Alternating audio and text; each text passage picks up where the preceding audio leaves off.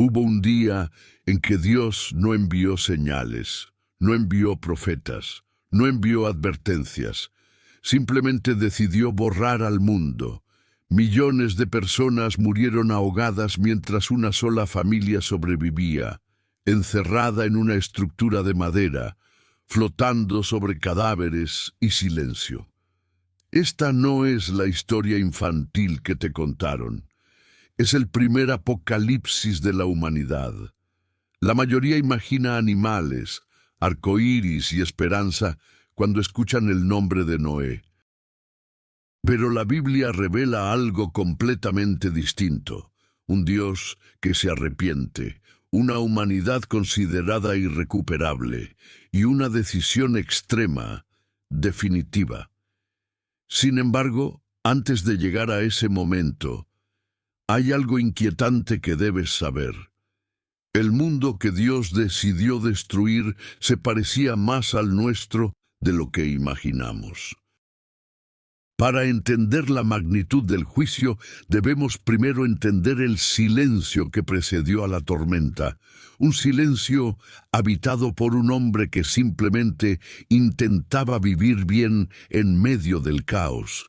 Un hombre cuyo único mérito era su deseo obstinado de justicia en una era de desenfreno. Imaginen las calles, los mercados, las transacciones diarias, todo empapado en una apatía moral tan profunda que el mal ya no era visto como una aberración, sino como la norma esperada.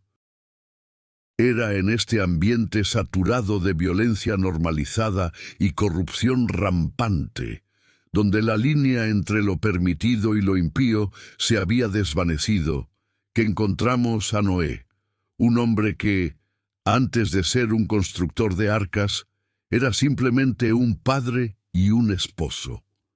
Noé no buscó el protagonismo y, en verdad, la Escritura nunca lo describe como un superhéroe de la fe o un líder carismático de masas. Él era un hombre común, con la diferencia de que en su alma la balanza de la justicia aún se inclinaba hacia el orden de Dios, en lugar de hacia el desorden de los hombres. Su justicia era su mayor carga, su silencio interior la única forma de preservar la paz mental. Él veía cómo los límites de la decencia se desdibujaban, cómo la tierra se llenaba de la violencia más pura y despiadada, fruto de la codicia y la irrefrenable lujuria, y se preguntaba cómo era posible que la vida continuara sin consecuencias visibles. Su vida cotidiana, junto a su esposa y sus 3 hijos, Sem, Cam y Jafet, y sus nueras, era un refugio pequeño y precario contra el tsunami moral que lo rodeaba. Noé era un carpintero o tal vez un agricultor dedicado a los afanes sencillos, pero su mente no podía ignorar la terrible verdad. Su sociedad estaba rota.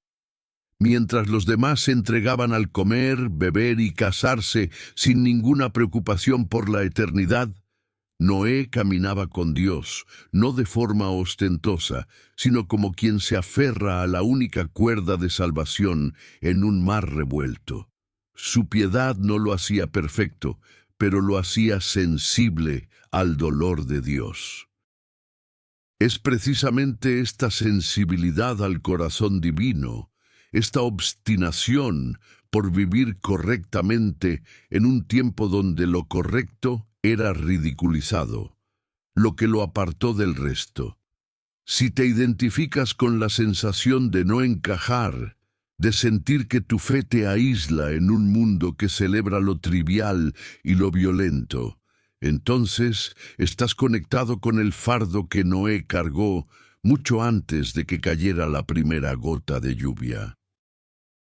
Antes de continuar con el momento en que su vida cambió para siempre, si la historia de Noé te conmueve y sientes la necesidad de mantener tu rumbo de justicia en tiempos difíciles, te invito a dar un me gusta y suscribirte al canal para que podamos seguir explorando juntos estas narrativas profundas de la fe. La presión psicológica sobre Noé era inmensa. Imaginemos el ambiente. Un sinfín de personas viviendo como si no hubiera un mañana, o peor aún, viviendo como si el mañana fuera solo una extensión de su propia voluntad descontrolada. El mundo de Noé no era simplemente pecador. Estaba totalmente saturado de maldad, al punto de que todo designio de los pensamientos de su corazón era de continuo solamente el mal. El mal se había vuelto creativo, encontrando nuevas formas de ejercer la opresión y la injusticia. Noé, al ser justo, era una anomalía. Su vida era una crítica viva a la decadencia de su generación, y por eso debió haber experimentado el rechazo social de forma constante, la mirada burlona de los vecinos que lo consideraban un ingenuo o un retrógrado por no participar en las fiestas desenfrenadas o en los negocios turbios que enriquecían a otros. Este contraste, esta vida de tensión constante entre la corrupción externa y la integridad interna, preparó el terreno para la revelación más terrible que un hombre jamás haya recibido. Un día, la voz de Dios rompió el silencio interior de Noé, no con palabras de consuelo o una simple bendición para su familia, sino con una sentencia que helaría la sangre de cualquiera: la aniquilación total de la creación, la revocación del experimento humano. El llamado fue un punto de quiebre emocional brutal. Dios le habló a Noé no en metáforas, sino con una claridad aterradora. La tierra se había corrompido delante de mí, y el fin de toda carne ha llegado. El peso de esta revelación es casi insoportable. Noé se convirtió instantáneamente en el único custodio del secreto del exterminio universal.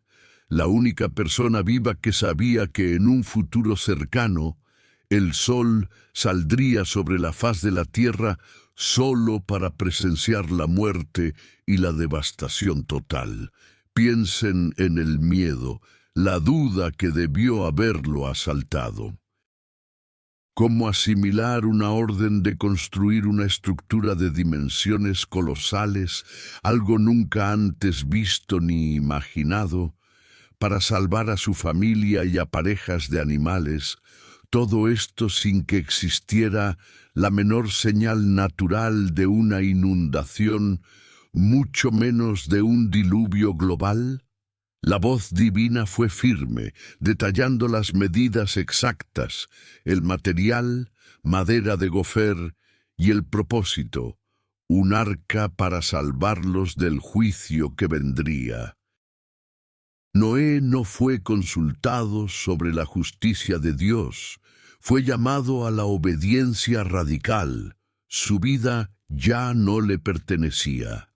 Ahora era el profeta sin púlpito, el arquitecto de la salvación de la vida, y su primer conflicto interno no fue la construcción en sí, sino el pánico de ser el único con el conocimiento de que la gente que lo rodeaba, la gente que compartía sus calles y su oxígeno, estaba condenada. Noé ya no era solo un hombre justo, ahora era el portador de una verdad insoportable, un secreto que lo aisló emocional y socialmente de una manera definitiva. Su obediencia comenzó no con el primer martillazo, sino con la quietud de su corazón, aceptando la palabra de Dios, decidiendo hacer absolutamente todo lo que se le había ordenado. Este compromiso fue el verdadero milagro. Su fe lo transformó en un extranjero en su propia tierra, y la necesidad de comunicar esta visión a su familia debió ser un momento de extrema tensión. cómo convencer a su esposa y a sus hijos de que debían dedicar el resto de sus vidas a un proyecto de 40, 50 o quizás 100 años, basado únicamente en una conversación con lo invisible, en la promesa de un juicio que desafiaba toda lógica y experiencia. El conflicto entre proteger a su familia, construyendo el arca, y la necesidad implícita de advertir a la humanidad era constante. Pero, ¿cómo advertir a aquellos que no querían escuchar, que ya habían silenciado toda voz de conciencia? La única predicación efectiva de Noé sería su trabajo incansable, la presencia física de la arca. Y así, en medio del escepticismo universal, con una visión clara del fin del mundo, Noé tomó la primera herramienta. El olor de la madera de gofer pronto comenzaría a mezclarse con el hedor de la decadencia humana, y la arca, aún invisible en su diseño, ya se alzaba como un monumento a la fe radical. La construcción del arca fue una fe llevada al extremo físico y emocional, una maratón de obediencia que se extendió durante décadas, quizás más de un siglo.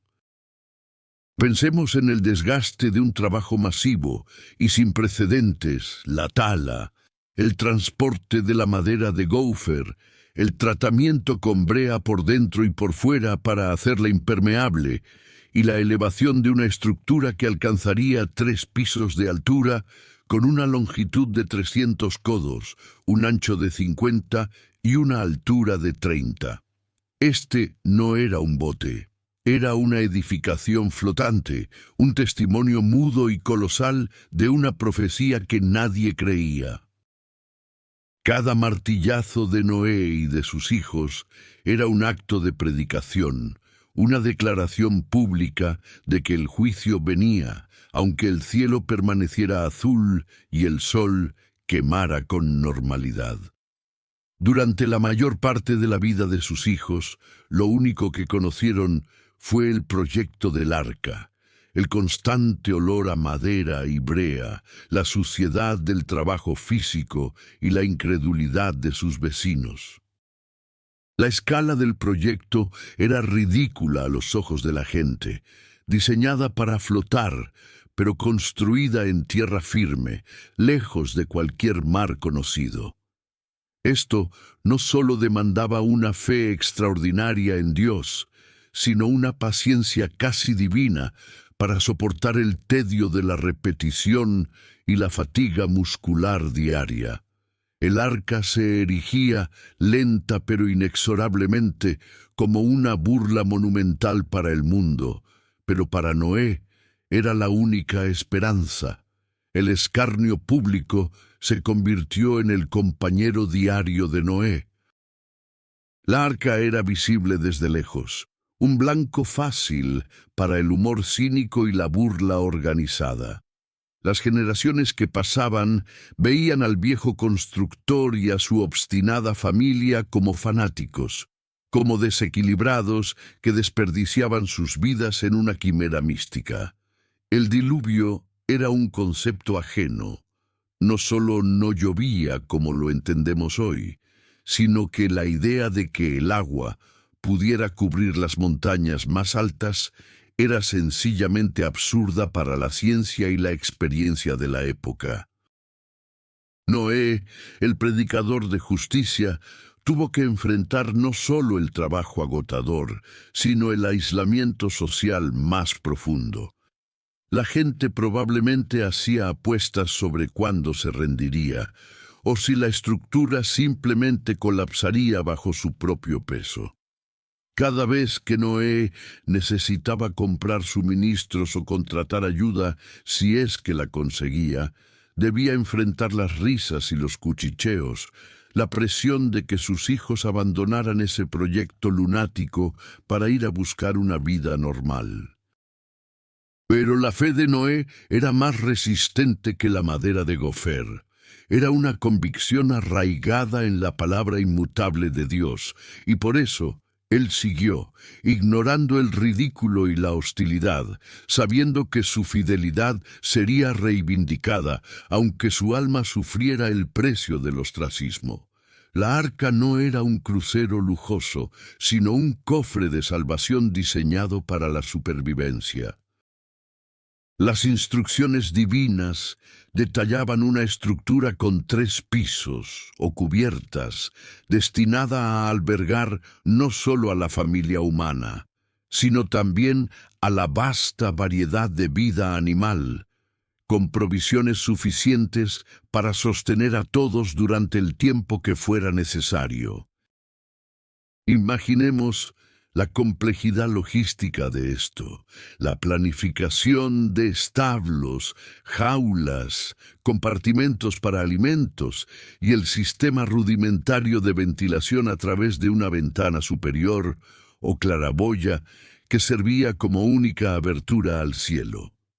Cada detalle de la construcción de la arca era un ejercicio de fe aplicada, una prueba de que Noé confiaba en que cada medida y cada refuerzo de madera eran vitales para resistir una fuerza natural que superaría cualquier cosa imaginable.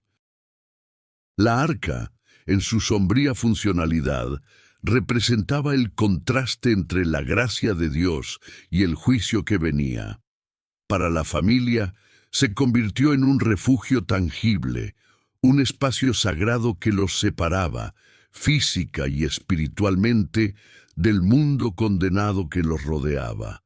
Era un lugar de encierro forzado, sí, pero también era la única promesa de un futuro. A medida que el arca se acercaba a su finalización, la presión sobre el calendario de Noé se intensificaba, aunque el mundo permanecía ajeno a la inminencia del desastre. Debieron ser años de preparación final, de acopio de semillas y provisiones, un trabajo que requería una fe inquebrantable en un cronograma divino. El mundo continuaba con sus rituales de violencia y placer. Para ellos, la arca era ahora un paisaje familiar y molesto, una mancha en el horizonte que ya no les causaba sorpresa, solo hastío. La rutina de la maldad había adormecido la capacidad de discernimiento de la gente, haciendo que ignoraran el testimonio más grande jamás construido a la vista. Esta apatía era la señal más clara del juicio inminente. Dios, en su soberanía, ya había determinado un límite para la paciencia humana. La arca estaba terminada, lista para recibir a sus ocupantes, y la fe persistente de Noé estaba a punto de ser recompensada de una manera terrible y gloriosa.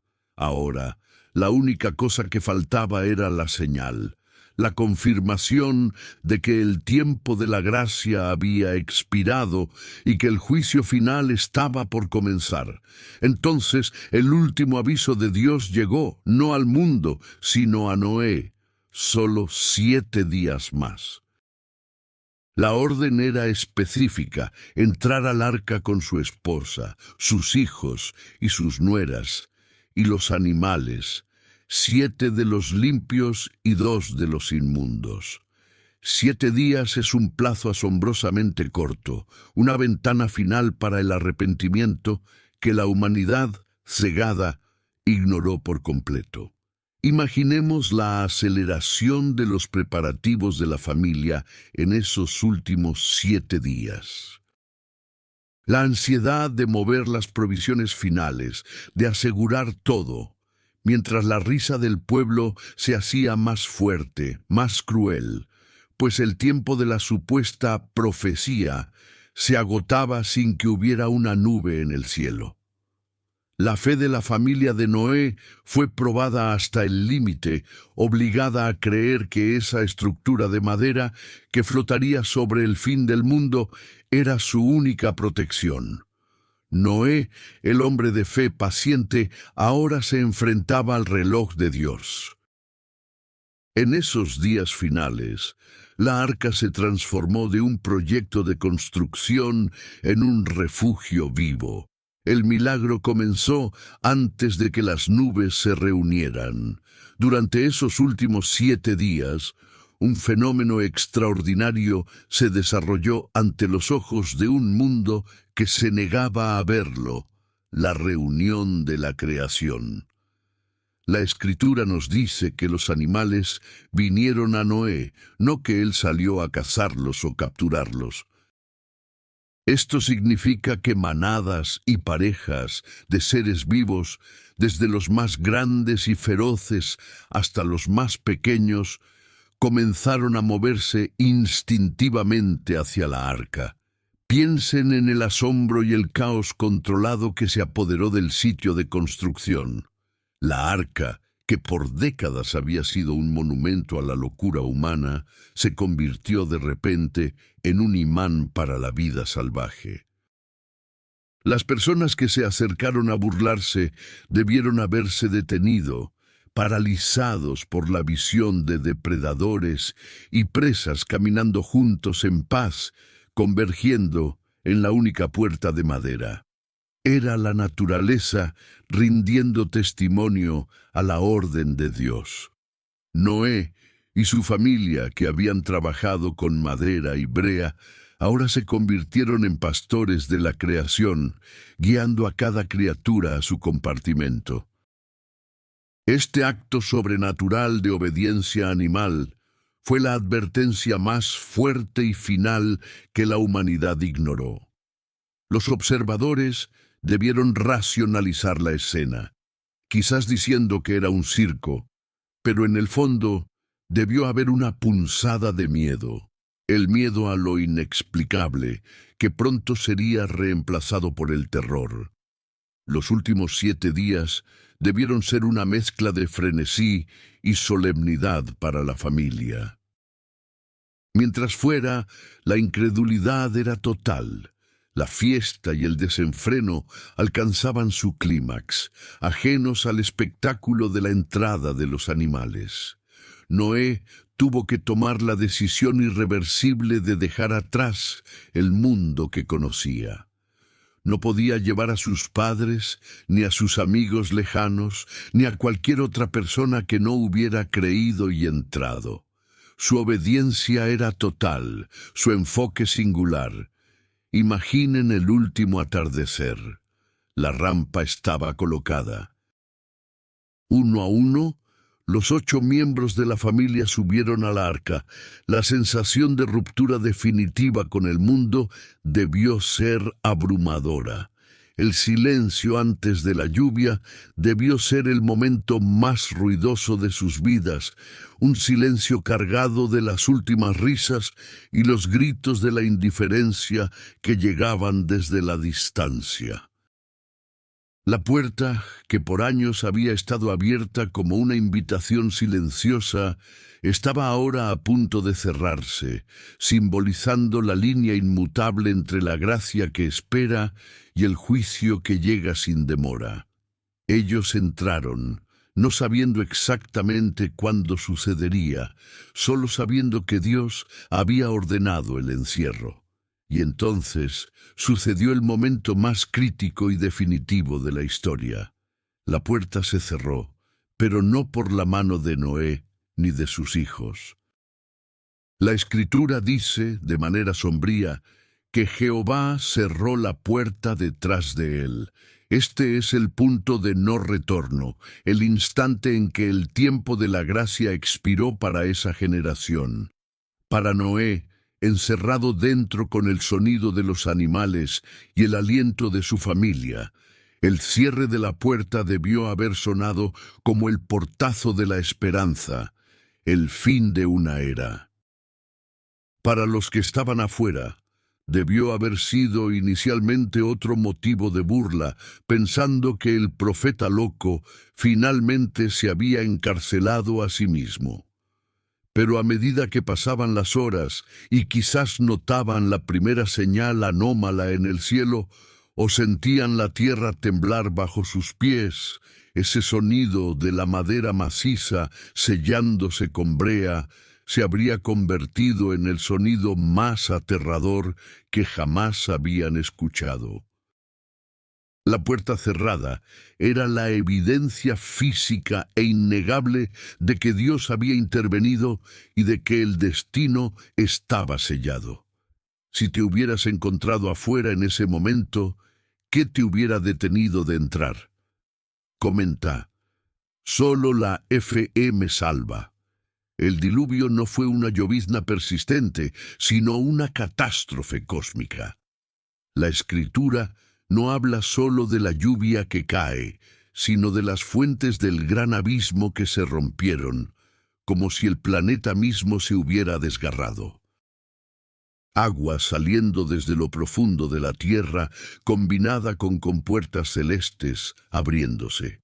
Era un ataque hídrico total y global. El sonido dentro de la arca debió ser ensordecedor. Un estruendo continuo, el rugido del agua chocando contra la madera, el gemido de la tierra. La arca no se movía suavemente. Al principio debió haber sido sacudida violentamente, sumergida y golpeada mientras el nivel del agua subía rápidamente. Los que se habían burlado, que antes reían, ahora corrían aterrorizados, buscando refugio en los tejados más altos, en las colinas que pensaban inalcanzables. Pero el agua no cedía. La lluvia caía con una fuerza inimaginable durante 40 días y 40 noches. El pánico debió ser total, transformando el escarnio en lamentos desesperados dirigidos hacia la única estructura que flotaba, la misma arca que habían rechazado. El terror y la desesperación de Noé dentro de la arca es un aspecto raramente explorado. Él estaba a salvo, pero ¿a qué costo? Aunque el arca era funcionalmente un refugio, era emocionalmente una cámara de contención para el horror. Noé, encerrado, no podía ver la devastación, pero podía escucharla a través del sonido amortiguado de la madera y el agua. Podía escuchar el grito, la súplica, el silencio final. La arca comenzó a flotar, elevándose sobre la faz de una tierra que se ahogaba, elevándose literalmente sobre los cadáveres de sus contemporáneos. La culpa del sobreviviente debió comenzar a filtrarse en su alma. Él fue salvado, pero su mundo había sido borrado. 40 días de escuchar el fin. El movimiento constante, la oscuridad, los olores, el miedo de su familia y la terrible comprensión de que el plan de Dios se había cumplido al pie de la letra. Cuando finalmente el agua cubrió las montañas más altas en 15 codos, la arca flotó sola en la inmensidad de un nuevo océano global. Noé entendió que el mundo que conocía ya no existía. Solo quedaba el agua, el silencio y la fe en un Dios que se había acordado de él. La arca, ahora el único punto de referencia en un planeta transformado en un mar ilimitado, se convirtió en una prisión flotante de paciencia y dependencia absoluta. Después de que la furia del diluvio cesó y la lluvia se detuvo, el encierro continuó por 150 días, con las aguas prevaleciendo. Piensen en el tedio, la tensión lenta que reemplazó al terror agudo. La vida se redujo a la rutina, alimentar a los animales, limpiar y vivir con el recordatorio constante de que la salvación era paradójicamente un confinamiento total. Noé no podía hacer nada más que esperar la intervención divina. El silencio exterior era opresivo, un vacío monumental que atestiguaba la destrucción total. El registro bíblico, con una ternura profunda, declara en un punto crucial que Dios se acordó de Noé y de todos los que estaban con él en la arca. Esta frase es un ancla de esperanza, porque sugiere que, en medio de la magnitud de su propio juicio, el Creador mantuvo su fidelidad a su pacto con ese pequeño grupo de 8 personas. Fue en respuesta a este recuerdo divino que Dios hizo pasar un viento sobre la tierra y las aguas comenzaron lentamente a menguar. Un proceso que duraría meses, una liberación tan paciente como lo había sido la espera. Al cabo de 150 días, el arca se posó sobre las montañas de Ararat. Esto no fue el final del viaje, sino simplemente una pausa. Noé, el hombre que había confiado ciegamente, tuvo que ejercer una paciencia aún mayor, atrapado en un puerto de montaña, esperando a que la tierra se secara. El mundo exterior permanecía invisible, cubierto por una espesa niebla de humedad y la capa de agua que aún lo envolvía. Esperó 40 días más antes de tomar la iniciativa, abriendo la claraboya que era la única ventana al mundo. Su primer explorador fue el cuervo, un pájaro que nunca regresó, encontrando tal vez alimento en los restos del mundo. Luego envió a la paloma, una señal de esperanza y una prueba de la promesa de tierra firme. La primera paloma no halló dónde posar sus patas y regresó. 7 días después la envió de nuevo y regresó al atardecer con una hoja de olivo fresca en su pico, el primer signo de vida vegetal, el testamento de que la vida, aunque humilde, estaba resurgiendo. La espera total de Noé, desde el inicio del diluvio hasta que finalmente pudo salir, fue de más de un año completo, 370 días de encierro. La liberación fue tan solemne como el encierro. Dios habló de nuevo, dando la orden simple pero profunda: sal de la arca, tú, tu esposa, tus hijos y las nueras. Después de 1 año y 10 días, la puerta se abrió, y Noé y su familia salieron a la luz. La visión debió ser sobrecogedora, un paisaje lunar, desolado, cubierto de lodo y silencio, un mundo lavado y reestructurado. La vida había sido salvada, pero el costo era palpable en la inmensidad del vacío. El primer acto de Noé en la nueva tierra no fue plantar ni construir una casa, ni siquiera buscar agua dulce. Su primer acto fue un acto de adoración total. Construyó un altar, el primer altar de la nueva humanidad, y ofreció holocaustos de los animales limpios. Este sacrificio era un reconocimiento de que la salvación no era el resultado de su propio mérito o habilidad, sino de la gracia y la misericordia de Dios. Era el aliento de la fe después del Apocalipsis, un olor grato a Jehová, que vio no solo el humo, sino la gratitud sincera en el corazón de un hombre quebrantado por la experiencia. En respuesta a la adoración de Noé, Dios estableció la alianza más memorable. Dios prometió en su corazón: no volveré más a maldecir la tierra por causa del hombre, ni volveré más a destruir a todo ser viviente como he hecho. Esta es la promesa de la paciencia de Dios, un compromiso unilateral con la preservación de la vida, a pesar de la inherente maldad del corazón humano. El Señor bendijo a Noé y a sus hijos y les dio un nuevo mandato, un nuevo comienzo: fructificad y multiplicaos, y llenad la tierra. Y como un recordatorio visual y tangible de esta alianza eterna, Dios estableció el arco en las nubes. El arco iris no era para que la humanidad recordara la promesa, sino para que Dios mismo, al verlo, se acordara de su pacto. El arco iris se convirtió así en el símbolo de la misericordia contenida, la garantía de que el juicio por agua jamás se repetiría.